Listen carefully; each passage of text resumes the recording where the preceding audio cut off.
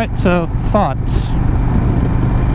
It goes deceptively faster than you think you're going. Unless the speedometer's really far off.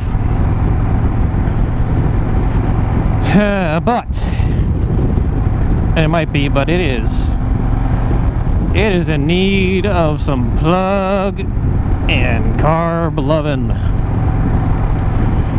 which I can do. It's not that hard to do, but I'm gonna have to do it. So this is a Honda VTX 1300 that I am considering buying. It's got 746 miles on it, so I don't remember if it's an 04 or 05. It's getting a whole lot of fluid and other changes, which is fine. I'm capable of doing such things. But the question is, will it make a difference? I am not a fan of the windshield. Really not. Just not digging it. It's not my thing. And I will miss having a tachometer again. Oh yeah. It is in dire need of carb cleaning. I do believe, though, I'm gonna have to bite the bullet and just do it. Well, isn't that funky looking? Nice. A hay bale snowman. So here's the deal. I want to eventually end up with an FJR. That is the end result. This bike will cost me basically the same amount of money that it will cost me to sell the Magna. Now, it is not as fast as the Magna. Just, it's not. The end.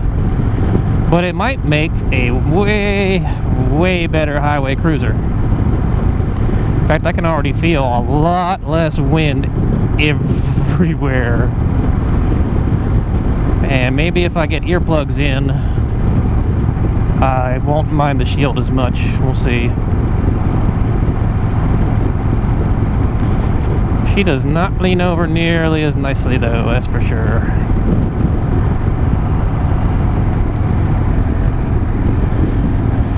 Impressions, I don't know, I'm kind of okay with these controls.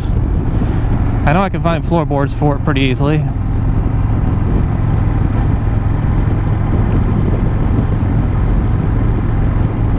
I am definitely going to need to get into the carbs, though, because it is not running the way it's supposed to be running.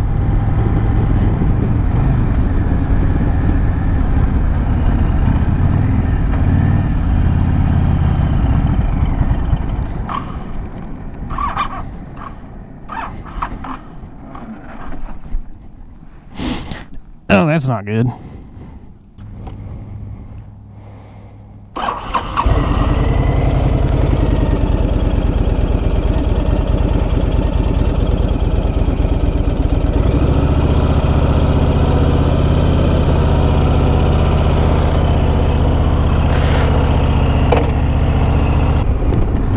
I am fogging up something fierce. So the petcock is leaking fuel.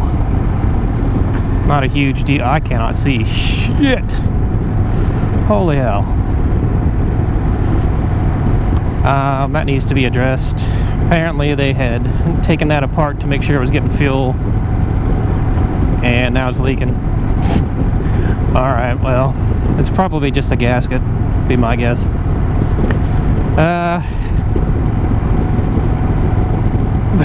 As previously mentioned there when I stalled, it needs to have that carb pulled off and cleaned out. Not a big deal, it's kind of an afternoon thing. That's the joy of dealing with carbureted bikes. I don't mind the ride so much. It's a little bit freaking heavy. I'm sorry, it's a whole hell of a lot heavy. A whole lot heavy. It's like almost 700 pounds. I think my problem is, even though it's going to take a little bit of effort to make it 100%, because it's just, and it's not as loud as the Intruder is, so I won't be going fucking deaf like that bike makes me go. Tough choices, people, tough choices.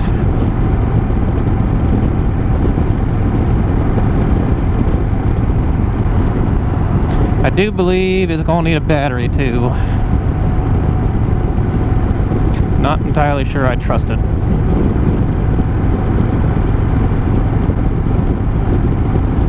And you don't want a whole lot of problems creep up when the battery goes to shit. So I mean, it could just be even that. The battery is a little bit wasted.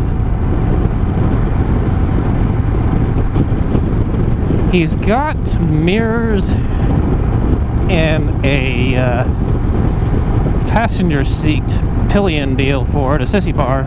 He's just got to find it, which would be freaking phenomenal, because not being able to see behind you kind of sucks a little bit. I'm not gonna lie, a whole hell of a lot. It's not fun.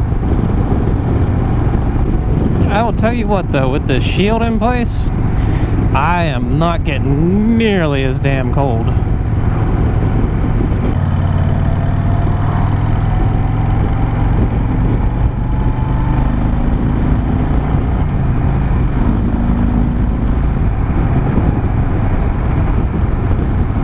It's fighting itself too hard. I mean, it goes, but it's not running 100%, that's for sure. But again, I kind of knew that was something I would have to deal with because of how long it's been sitting. And it doesn't scare, my god, it's one carb, people, it's one single carb. It's easy to pull out.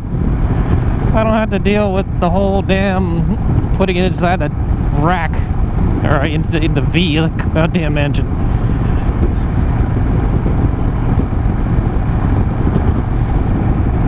Still off.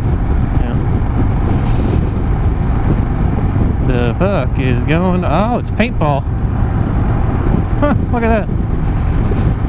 That's fascinating.